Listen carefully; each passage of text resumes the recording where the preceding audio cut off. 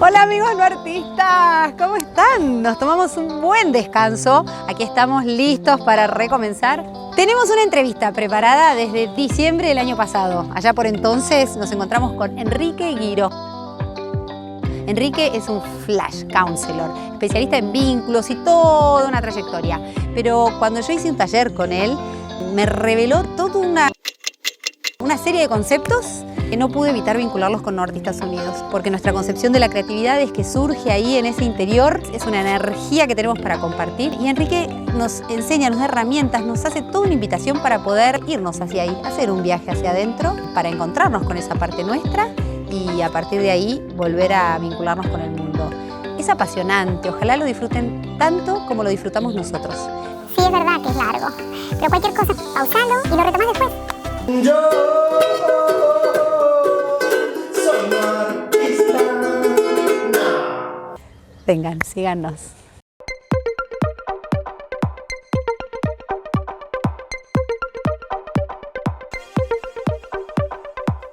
¿Cuál es la propuesta, chicos?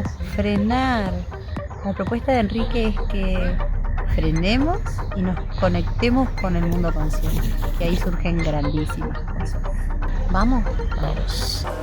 Yo soy un artista. Ya, jura.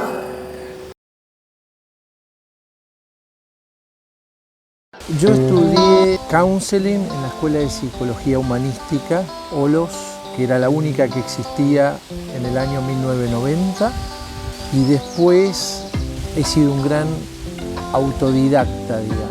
En esa época era un buscador, ese buscador inquieto, sobre todo en el plano vocacional, estudio, dedicación.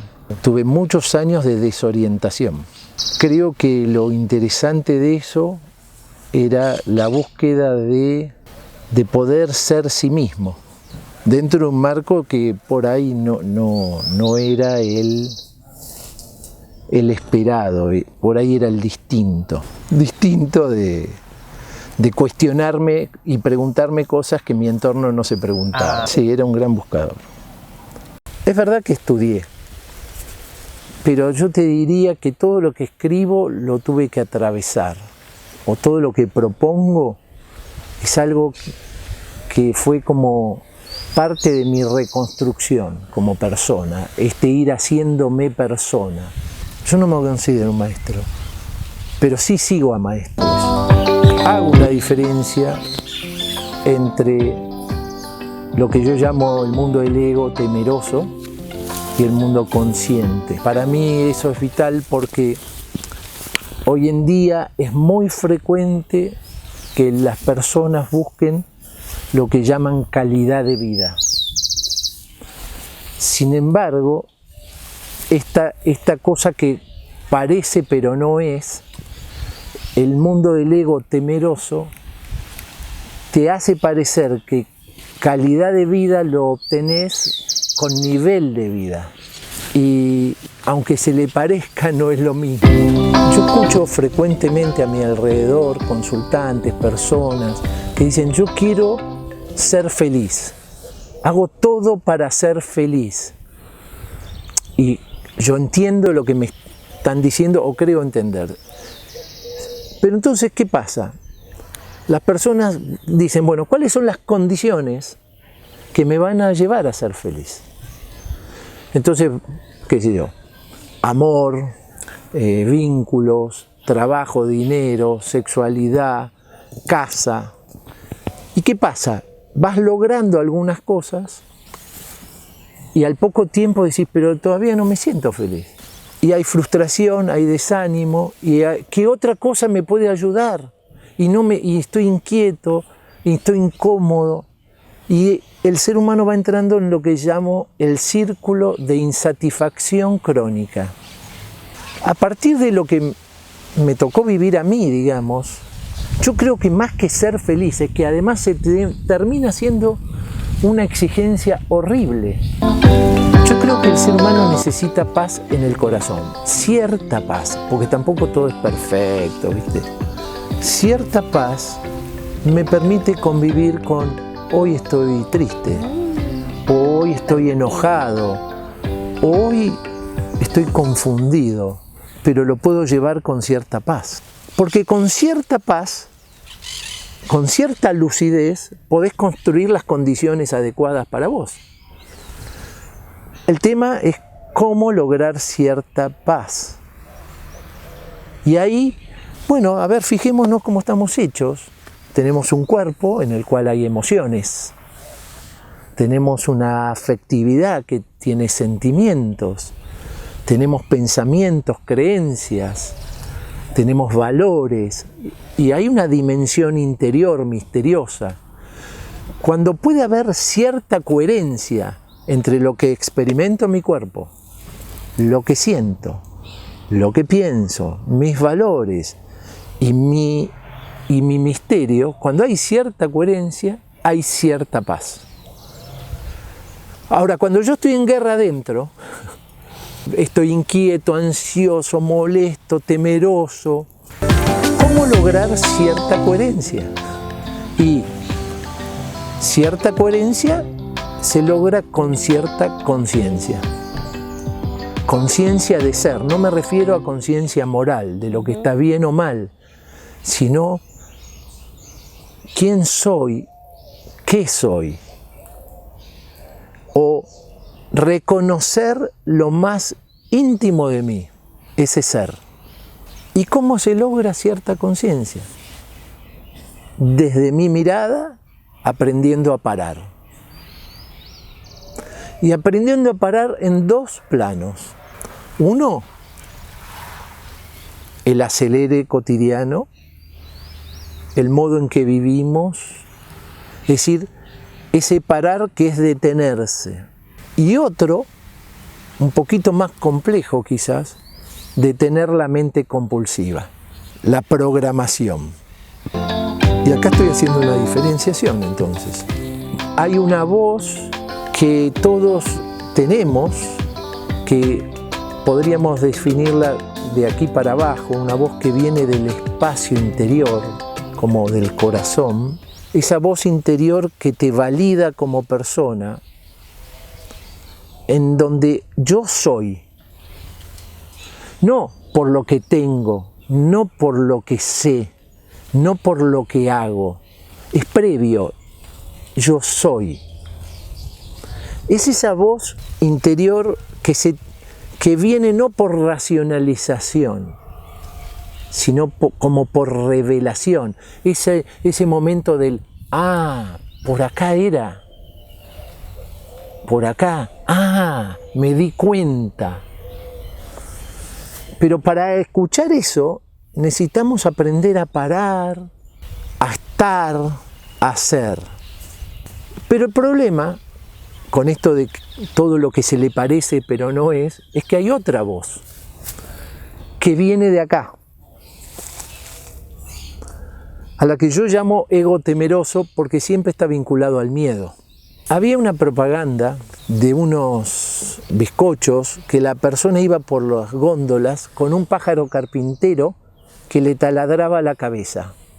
Me parece una imagen muy gráfica de lo que yo llamo la mente compulsiva. Perdón, no lo llamo yo, la mente compulsiva la llama Edgar Tolle en el libro El poder de la hora. Y el ego temeroso yo creo que tiene dos componentes. El crítico, que recordando lo que hablábamos antes, juzga, culpa, condena y castiga. Y el niño herido, que se victimiza y se violenta, se victimiza y se violenta. Esas dos componentes, el crítico y el niño herido, no paran y responden a una programación cultural, familiar, social, etc. Nuestra tarea es poder identificar eso, darnos cuenta de a quién escucho cuando me escucho. Ay, ¿sabes qué, Enrique? Yo soy tan libre porque yo hago lo que siento. O yo respondo con mis vísceras. Yo pongo en duda eso. Porque ¿A quién escuchas cuando te escuchas? Capaz que está hablando tu crítico lleno de ira, o tu niño herido lleno de carencias. Entonces andás como un flipper reaccionando de aquí para allá, en vez de detenerte a ver a quién escucho, qué me está pasando, qué me pasa con lo que me pasa. Entonces, aprender a parar para trabajar en dos espacios. Uno, el espacio entre el estímulo y la respuesta. Y otro, el espacio entre el observador interior y lo observado. El espacio entre el estímulo y la respuesta. Viktor Frankl, psiquiatra, preso en campos de concentración, dijo: pueden hacer cualquier cosa con mi cuerpo, pero nada con mi espacio interior. Y descubrió ese espacio que, si es muy pequeño, y yo lo grafico así, pero no es cuantitativo, es cualitativo, si es muy pequeño ese espacio, si no aprendo a parar, mi respuesta va a ser reactiva, explosiva, muy condicionada por el ego temeroso, el crítico y el niño herido. En la medida que yo aprendo a nutrir este espacio y ver que una cosa es lo que sucede y otra cosa es la respuesta que doy, voy desarrollando mi conciencia y mi libertad interior. Pero esto requiere pausa, nutrir esa pausa. Y en ese ejercicio viene otro espacio. Es cierto que vienen pensamientos a mi cabeza y es cierto que tengo emociones y sentimientos, pero muchas veces responden a una programación. Si tengo la capacidad de observar lo que pienso y de sentir lo que siento para discernir qué elijo frente a eso que pienso y frente a eso que siento. Por eso yo hablo de entrenar ese otro espacio entre el observador y lo observado.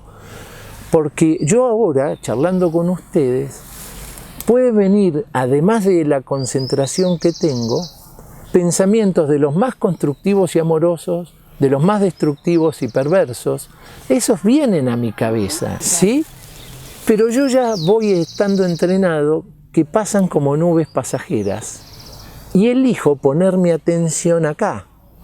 Pero ¿qué le ocurre a la mayoría de los consultantes o personas? Como nos han educado en el juicio y la culpa, y no tenés que tener pensamientos feos, entonces luchamos contra eso. Y hay un proverbio oriental que dice: lo que se resiste, persiste. Cuanto más lucho contra eso, sin comprender esa programación, más fuerte se hace, más resistencia pongo y más sufro. Cuando puedo aceptar que no soy mi mente y no soy lo que siento, sino que soy mucho más que eso, y cuando puedo observar que eso lo puedo ir ordenando desde esta intuición interior, desde esta capacidad interior de discernir y elegir, entonces poco a poco voy construyendo cierta paz en mi vida, cierta capacidad de responder de acuerdo a lo que soy y a lo que elijo, y no de acuerdo a una programación reactiva. No soy lo que siento y lo que pienso. Porque hay veces que en este mundo de querer crecer en lo espiritual, en la meditación, mucha gente quiere eliminar esa voz, la del crítico y el niño, el ego. Y yo creo que eso te violenta. No hay que intentar eliminarlo, sino aprender a domesticar y convivir poniendo mi atención y mi intención en otro lado. Pero acepto que esto está. Después, si encontrás la iluminación, ya eso desapareció, porque si lo querés aniquilar le da más fuerza. Es decir, entrás en ese juego que es la lucha, la guerra. En cambio, si lo aceptás que está pero te das cuenta que sos más que eso y pones tu atención en otra cosa, entonces esto va a crecer y esto va a ir bajando. En la posibilidad de aquietar la mente y ir saliendo de la estructura de programación, podemos descubrir. Tanto se habla de libertad, ¿no? De vivir en libertad, de ser libres, y quizás la libertad no es poder encontrar algo, sino liberarnos de tanta programación para que esa propia originalidad surja. Parece una identidad propia, pero en realidad es una falsa identidad la propuesta por el ego, porque está muy pendiente de la apariencia, no de la coherencia. Está muy necesitado, fruto del juicio y de la culpa, de la aprobación externa. Y así perdemos paz, perseguimos objetivos que no son propios y seguimos en guerra, fragmentados. En la fragmentación me pierdo. Es como el corazón, ¿no? Sirve como metáfora. Se expande y se contrae, se expande y se contrae. Si solo se expande, muere. Es decir, nosotros tenemos diversidad de roles, vínculos, etc. Ahora, si solo estamos hacia afuera y no hacemos esto, nos fragmentamos, nos disociamos hacia afuera y perdemos esa unidad. Ahora, cuando recuperamos esa unidad, entonces ahí surge ese ser esencial que se puede expresar de distintos roles, porque pensar hay que pensar, digamos, ¿no? Pero cuando el pensamiento está anclado en esa voz interior, es intuición creativa, es pensamiento positivo. Ahora, cuando el pensamiento se disocia de ese ser, se transforma en mente compulsiva, como caballo desbocado. Y ya no soy yo quien de algún modo domino mi ser, sino soy dominado por la mente, que me lleva a vivir reactivamente y amplifica el sufrimiento, porque juzga lo que es.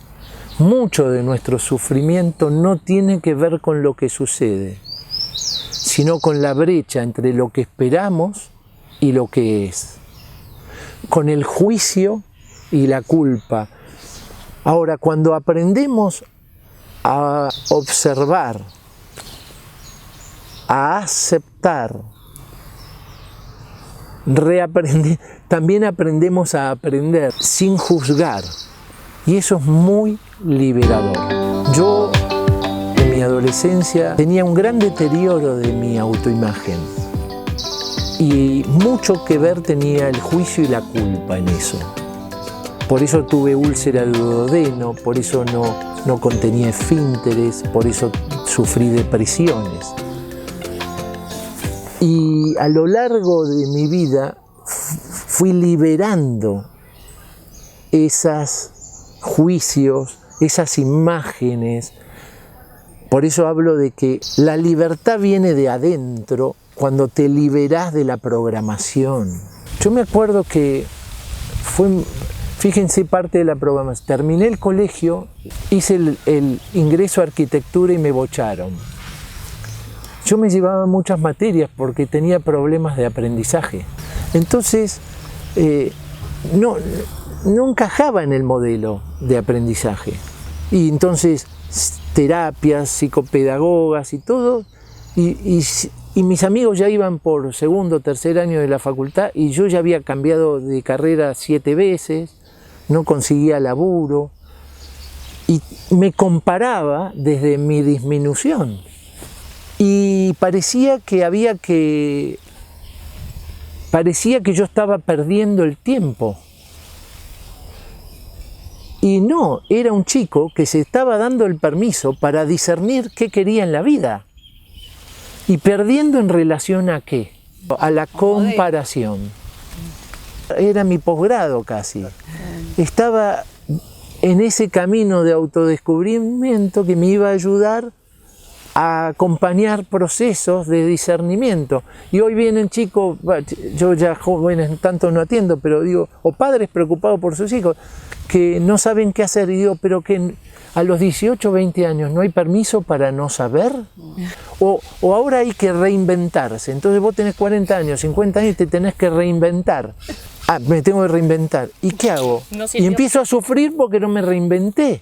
Y yo digo, pero ¿no podés no saber? Aprender a no saber y a convivir con la incertidumbre. El prefijo incertidumbre es como que parece que la no certidumbre es negativa. Y yo, tratando de redefinirla, me di cuenta que es un alto periodo de exploración, que gracias al no saber se me abre miles de oportunidades de creatividad, de conocimiento, de descubrimiento. Pero es gracias a decir, esto no me gusta, o en esto no estoy cómodo. Pero parece que no hay permiso para estar confundido, no hay permiso para estar desorientado, para no saber. Y creo que ahí hay una clave. Abrirse al misterio del no saber. Desde adentro hay un permiso para no saber, porque ese es el camino. En cambio la mente dice, vos debieras ya a esta altura tenerlo claro. El crítico que evalúa constantemente si esto está bien o mal. Ese evaluador es uno de los factores más inhibidores. Por ejemplo, casamiento, pista divina, todo bárbaro, ambiente lindo, ponen una música linda, baila una niña sola y uno dice que amor, baila un tipo solo como me gusta a mí y dicen, este pibe es medio ridículo. Aparece el juicio. Ahora, si bailo con la niña está permitido, ¿no? Entonces, si no me permito bailar, ¿cómo me voy a permitir escucharme, escribir? Que para escribir mis libros yo me tenía que permitir la crisis de la hoja vacía. Porque si no me lo permito, ¿cómo va a fluir lo que querés escribir? Ahora, si yo tengo que ser bestseller, entonces ni empiezo, no empiezo. Y eso está mucho en la mente, porque hay que ser exitosos. Y darme permiso me llevó tiempo, porque es empezar a confiar un poquito en el no saber, ¿no? Pero me llevó tiempo, y quizás me lleva a veces, porque aparecen otras resistencias, otros miedos, a medida que vas madurando, ¿no? Y es observar esas resistencias que te llevan a la postergación. Y la postergación tiene mucho que ver con expectativas elevadas y la brecha entre lo que es y lo que esperás. Y entonces viene la ansiedad, la angustia, la parálisis, y después me caigo de nuevo al crítico, al juicio. Y es un círculo vicioso. Y entonces permanezco dentro de lo que creo que debe ser así, como preso. ¿Cómo estamos hechos? Mi cuerpo, una serie de órganos, la piel, el órgano casi más extenso, pero después vienen las células, los átomos, y dentro del átomo, protones, neutrones, quarks y mucho espacio vacío. Y la planta igual, la mesa igual, cada cosa que nosotros tenemos que está materializada es energía y vibración. Vos, yo somos energía con un nivel de vibración. Pero hay mucho espacio vacío y parece que todas esas partículas vibracionales son potencialidad de creación. Si uno entra en una frecuencia de contacto interior con la fuente de amor creativo, ahora es potencialidad pura, posibilidad de nueva creación. Y eso nos lo perdemos en el plano personal y vincular. Dije, ahora es potencialidad pura. Pero tenemos que comprender que vivimos también en un tiempo lineal. Esto nos invita a hablar de la vivencia en dos tiempos. Es decir, el tiempo lineal, desde que nacemos hasta que partimos, y el presente eterno. Vamos a tomar como una imagen arquetípica, no hablo ni de religión ni nada, vamos a tomar como imagen arquetípica el paraíso terrenal. En el paraíso terrenal el hombre no tenía conflicto, estaba en armonía con el todo, con Dios, con la naturaleza, con los animales y consigo mismo. Y todo le era proveído. Era abundancia pura. Algo imperfecto, pero lo quiero poner como una metáfora, es el útero materno. El bebé allí también está unido a ese todo y no se tiene que proveer nada. Ahora, ¿qué ocurre? Viene la expulsión del paraíso y la expulsión del útero. ¿Y qué experimenta en el nacimiento o en la expulsión del paraíso? Experimenta el ser humano la separación. Perdió la unidad con el todo y experimenta la separación. Y a partir de experimentar la separación aparece el miedo, y con el miedo aparecen las inseguridades y todos los sentimientos negativos. Entonces yo hago una comparación con esto, ¿no? El arquetipo del paraíso es la crisis existencial de la persona, se experimenta separados de todos. Y la expulsión del útero, la crisis psicoafectiva. Todo ser humano va a experimentar vacío psicoafectivo y existencial. ¿Por qué? Porque de algún modo está buscando esa unidad que perdió o que cree haber perdido en el mundo de la separación. Entonces viene el tiempo lineal, donde, ¿qué pasa en este tiempo lineal? Hay presente, hay pasado y hay futuro. Hemos programado una hora para charlar, después tendremos otras actividades y después viene la partida, cada uno a su tiempo. Y esa partida, las distintas creencias, ¿qué dicen? Que vamos a ir a un lugar, ya sea reencarnar varias veces hasta un nirvana donde hay, o a un cielo después de otros pasajes. Pero, ¿qué es eso? Unidad y plenitud. Si antes había unidad y plenitud, y después había unidad y plenitud, y ahora hay separación, antes y después, ahora también hay unidad y plenitud. Hay un tiempo lineal, pero hay un presente que es eterno, porque esta unidad no se perdió. Se perdió aparentemente acá. Nuestros sentidos no captan la unidad que ya es. Nuestros sentidos y nuestra mente no capta la unidad que ya está. Por eso creemos que estamos separados. Por eso en el mundo del ego, si no soy consciente, lo que te hago a ti, te lo hago a ti. Ahora, si soy consciente de esta unidad que está presente, lo que te hago a ti, me lo hago a mí. Y ahí cambia. Y a esto venía yo con darnos permiso para el no saber, porque al entrar en contacto con esta unidad que es creación pura, es potencialidad de algo nuevo. Gracias a esta situación de insatisfacción, hay una clave oculta que me dice, hay algo nuevo en vos que quieren hacer. Lo crucial ahí es ser consciente de que esa insatisfacción es un síntoma de que algo nuevo en vos quiere salir.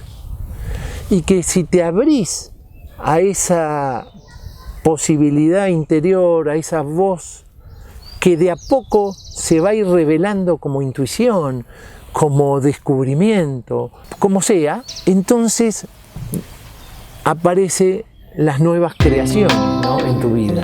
Cuando yo cambiaba tantas veces de carrera porque no sabía ni qué estudiar, ni me sentía capaz, yo me daba un permiso. Yo decía, aunque yo tenga 70 años, yo voy a estudiar. No sé cuándo, pero yo sé que lo voy a hacer porque eso me gusta a mí. Y de repente apareció a los 29. Y después me dije, yo sé que de esto voy a trabajar. No me importa si es a los 80, pero yo no me voy a ir de este mundo sin trabajar. Y apareció a los 34, que me independicé y trabajé solo de esto. Dentro de mis inseguridades, yo me daba el permiso de no saber. Y ese darme el permiso fue lo que me posibilitó crear una nueva realidad. Y trabajar de una profesión que nadie conocía en ese momento. Y además, crear ciertas cosas que también que no eran. Hay una certeza interior que viene de esa intuición. ¿Y sabes qué pasa? Ese yo sé que lo voy a hacer era porque yo no me exigía que tenía que ser exitoso en eso. Yo lo que quería era poder hacerlo. Si yo digo, yo esto lo quiero hacer, no quiere decir que voy a ser exitoso para los parámetros del ego de un sistema. Entonces eso fue lo que me permitió ir haciéndolo. Ahí está también. Pude distinguir mi sustento de mi vocación. Yo dije, yo quiero contactar mi vocación. A veces tenés la suerte de poder unir vocación y sustento. Otros no. Pero creo que es muy importante vivir la vocación de uno, más allá de que lo logres que sea tu sustento o no.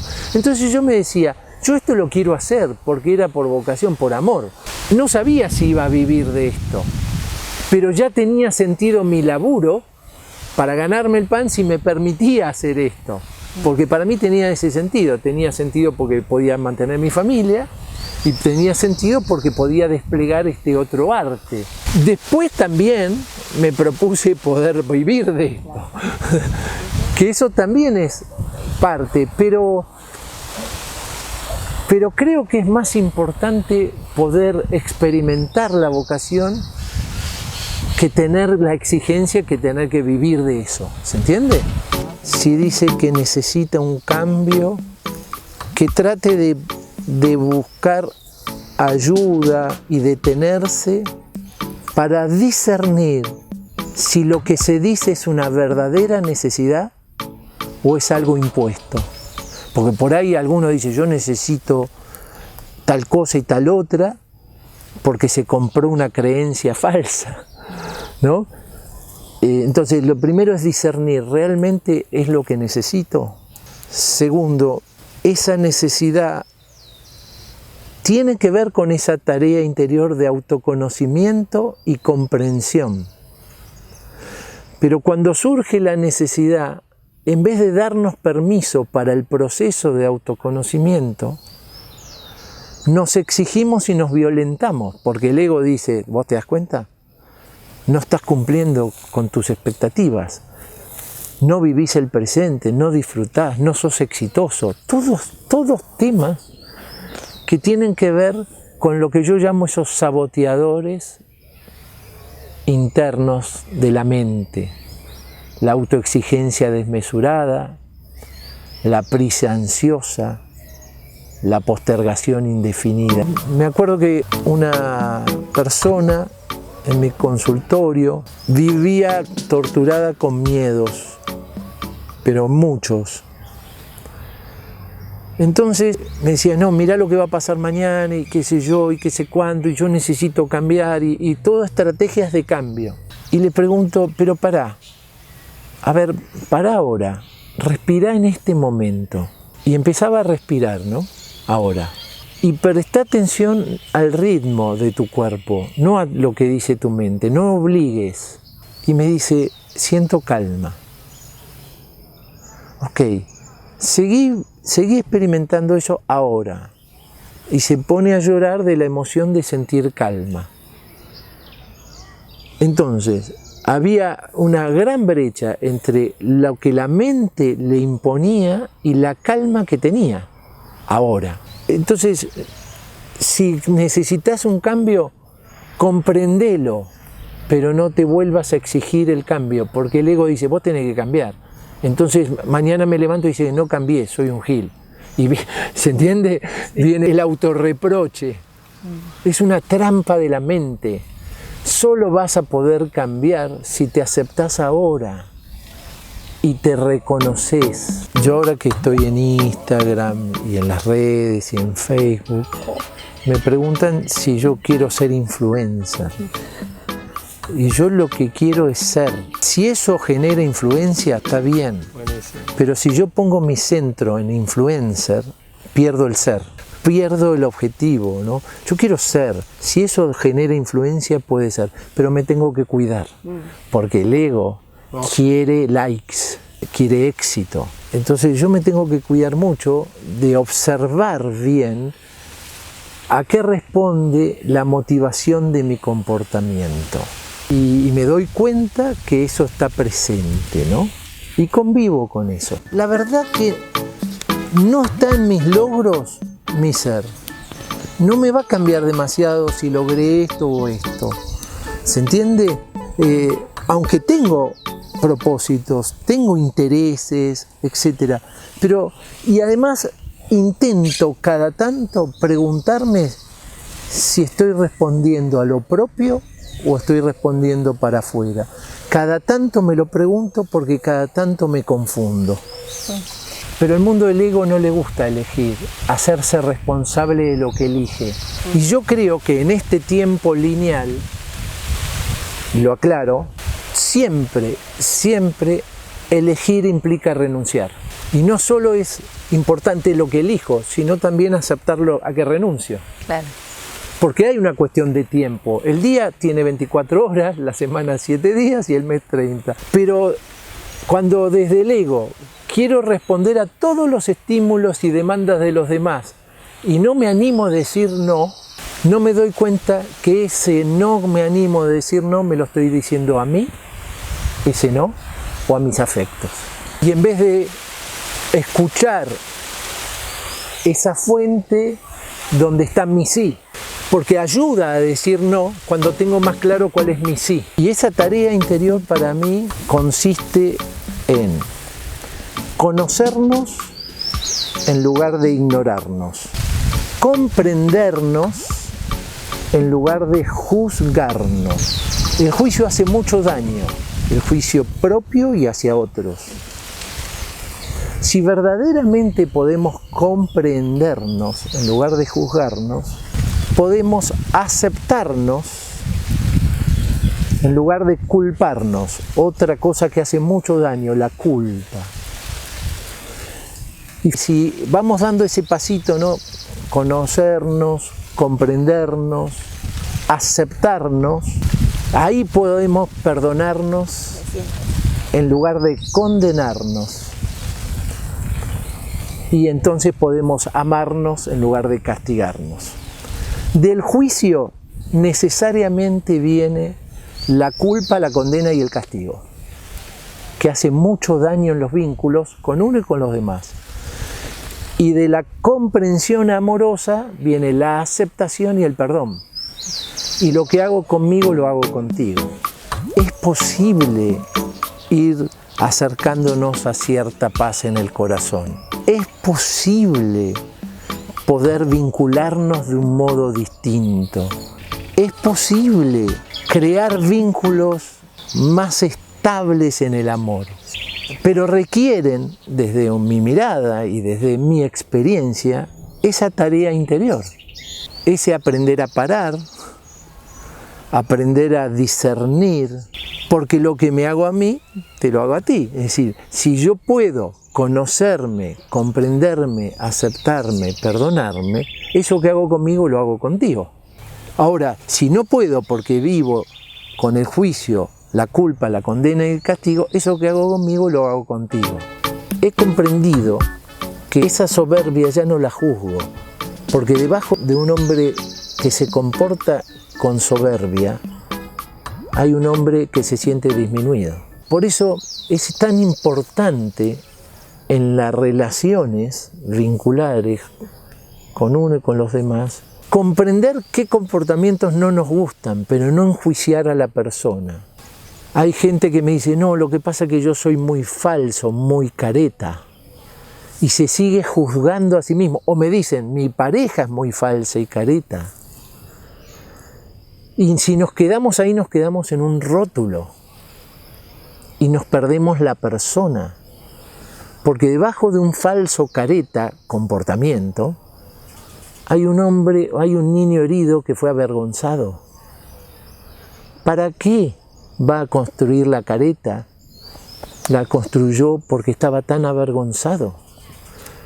Ahora, por eso es tan importante, porque cuando podemos, en vez de juzgar, comprender la motivación de ese comportamiento y aceptar, ahí viene la transformación. En cambio, cuando me quedo en el juicio, me rotulo y viene la guerra interior. En el mundo de los vínculos, yo creo que hay que ser inteligentemente afectivos y afectivamente inteligentes. El cerebro lógico puede aportarle algo a este cerebro emocional, creativo, y a este otro. Y creo que si en vez de oponer este O, le ponemos el I y el integrar esas capacidades, se despliega más la persona como instrumento de la conciencia, porque la conciencia se va a servir de esta inteligencia integradora o de esta creatividad integradora para expresarse en el mundo. Esa inteligencia espiritual se va a expresar en el mundo a través de la integración de estos hemisferios y de estos hemisferios con el corazón. Creo que mucho de nuestra tarea es descubrir la integración, la unidad que tenemos, esa unidad que ya es en el universo. Vos ponés acá una brújula y marca el norte, porque hay un magnetismo del planeta, de los polos y del universo. Es decir, que no la veamos no quiere decir que no esté, todo está unido. Una vez escuché a mi mujer que le decía a unas amigas, Enrique es un amor, pero no le pida que lave los platos porque no los lava. Y ahí me pregunté qué me pasaba con eso. Y me di cuenta que me aburría lavar los platos. Entonces, como yo estaba en esto de trabajar mi presencia, dije, bueno, ¿y por qué me aburre? Esto de aceptar, ¿no? Y dije, me aburre porque estoy ansioso por no perderme nada de la reunión, o porque estoy pensando en hacer otra cosa antes o después, o porque en ese momento estoy inquieto. Ok, entonces dije, bueno, la próxima voy a empezar a lavar. Había un cumpleaños, estaba lleno, era un despelote. Cerré la puerta de la cocina y dije, yo voy a lavar. Y me puse a lavar y primero sentí aburrimiento e incomodidad. Y después me puse a respirar consciente, ¿no? Porque yo ya estaba practicando en ese entonces esto de trabajar mi presencia. Y me puse a respirar, y de repente me sentí bien. Y después de sentirme bien, dije, me salió como una sensación de agradecimiento de que tenía agua, que tenía manos, que tenía alimento. Fue un momento sagrado. Y ahí me di cuenta que todo es sagrado si yo estoy. Hacelo en amor. ¿Pero por qué? ¿De qué hablamos cuando hablamos? El amor, como lo pongo con minúsculas si querés, como afecto, como cariño, sí es un sentimiento que va y viene. Y ese sentimiento depende de circunstancias que vivimos. Podés estar enojado, triste, indiferente, o sintiendo mucho amor o no. Ahora, si lo escribo con mayúscula, el prefijo amor, no muerte, vida, y si, como decíamos antes, todo es energía y vibración, el amor es la energía creadora y transformadora. Entonces, si yo vivo en esa vibración, vivo en unidad, entonces puedo agradecer lavar, porque no entro en conflicto con lo que es. Estoy en lo que es y agradezco lo que es, porque estoy en unidad, estoy en amor. No depende del otro mi estar en amor. Viste que en los vínculos yo tengo una idea fuerza, comenzamos a crecer cuando dejamos de acusar. El mayor problema que tiene la gente que viene a mi consultorio es el otro. Si no fuera por el otro, yo sería muy feliz. Y hay una tarea de ir acompañando a que entren en responsabilidad de lo que construyen desde adentro. Y amar para mí sería la capacidad de poner en tiempo, actitudes y acciones esa energía creadora. Es decir, mi capacidad de amar no depende de Belén o de mis hijas, depende de cómo yo, en unión con esa energía creadora, me alimento, me nutro, porque también, en términos de vínculos, lo que no se sana se repite y lo que no se nutre se desnutre. Si yo me desnutro y a mi alrededor se desnutre, porque lo que hago conmigo lo hago contigo. Por eso me parece tan importante de qué hablamos cuando hablamos, ¿no? Porque es muy lindo descubrir que esa capacidad está dentro, porque si no caemos en el mundo del ego que nos hace adictos y dependientes al sentimiento de los demás. Y perdemos esa libertad que es amar. Yo, desde hace muchos años, tengo mi cuaderno personal de trabajo interior, en el que escribo. Y es lo que le recomiendo a las personas que consultan conmigo, que escriban. Dentro de las tareas, llamémosle, porque creo que sí que es necesario hacer algunas prácticas. Dentro de las tareas que recomiendo, una de ellas es que escriban. Y que escriban en su cuaderno personal. Y no que se condicionen qué es lo que deben escribir, sino que se permitan esto, qué me pasa con lo que me pasa, qué quiero, qué no quiero. Eso, como un diálogo consigo mismo es escribir, y ese escribir ordena. Y en ese cuaderno también les recomiendo que a veces escriban lo que les sirve, lo que toman de maestros o de experiencias de la vida, que lo vuelquen. Entonces, sí, creo que el escribir con uno mismo es fundamental.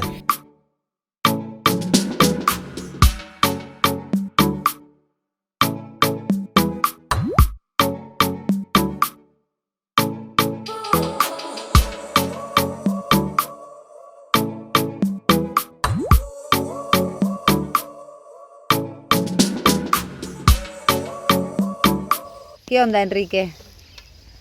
Enrique un solcito. Enrique me lo llevo en el hombro, en la mesita de luz. Necesito un Enrique de bolsillo. Muy copado, muy auténtico, me pareció muy claro y se toma sus tiempos, transmite. Todo lo que enseña te lo contagia, te sentís como con paz, tranquilo. Total. Es un transformador de energía. Enrique es todo lo que está bien. Escúchenme.